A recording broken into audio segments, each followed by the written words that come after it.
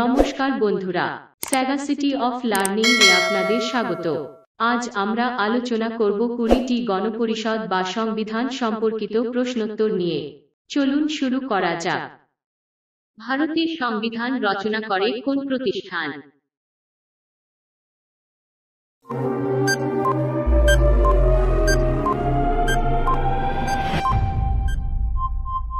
উত্তর গণপরিষদ। গণপরিষদ কবে গঠিত হয়?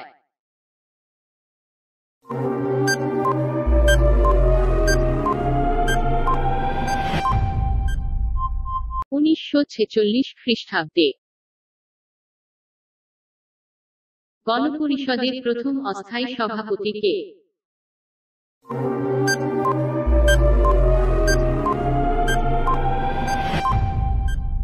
উত্তর সচ্চিদানন্দ সিংহ। গণপরিষদের প্রথম স্থায়ী সভাপতি কে?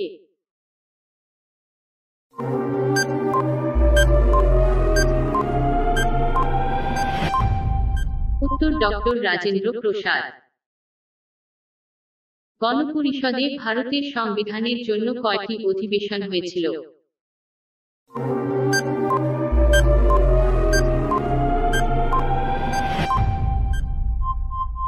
11টি। গণপরিষদের পঞ্চম অধিবেশন কবে শুরু হয়েছিল?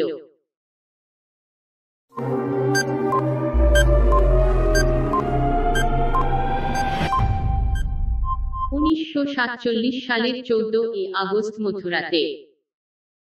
স্বাধীন ভারতের প্রথম গভর্নর জেনারেল কে?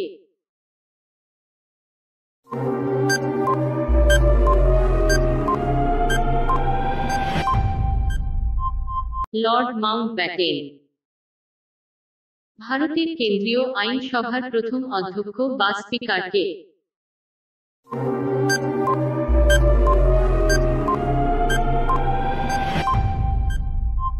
গণেশ বাসুদেব মাভালঙ্কার।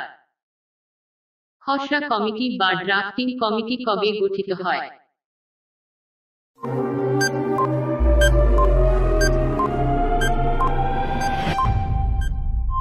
1947 সালের 17 ডিসেম্বর।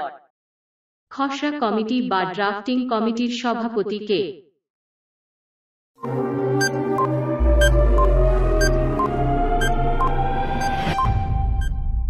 Doctor B.R.. আম্বেদকর।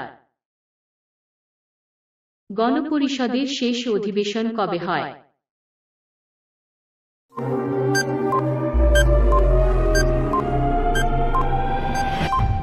1950 সালে 24শে জানুয়ারি।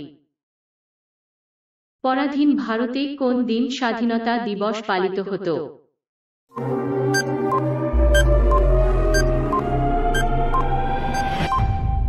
26শে জানুয়ারি 1930 সাল থেকে। গণপরিষদের প্রথম অধিবেশন কোথায় হয়েছিল?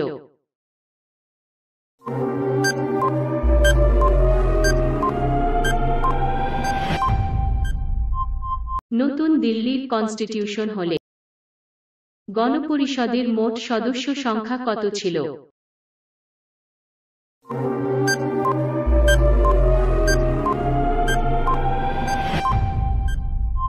389 জন। জনগণমন অধিনায়ক নামক সঙ্গীতটি কোন কবিতার অংশ?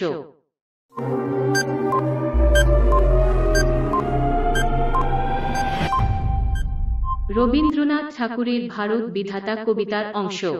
জনগণমন অধিনায়ক সঙ্গীতটি কোন পত্রিকা থেকে প্রকাশিত হয়?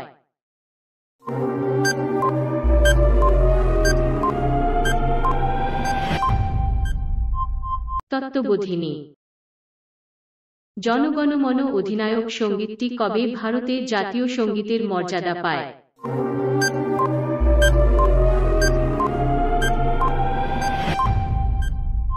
1950 সালে 24শে জানুয়ারি। সংবিধান সভা বা গণপরিষদ থেকে। ভারতের সংবিধানের জনক কাকে বলা হয়?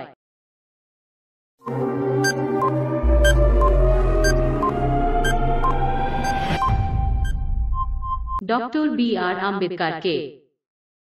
গণপরিষদের প্রথম সভায় কতজন উপস্থিত ছিলেন?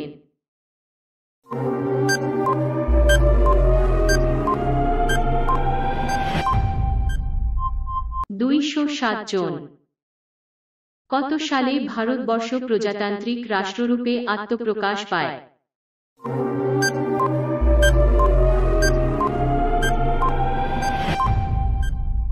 1950 সালে।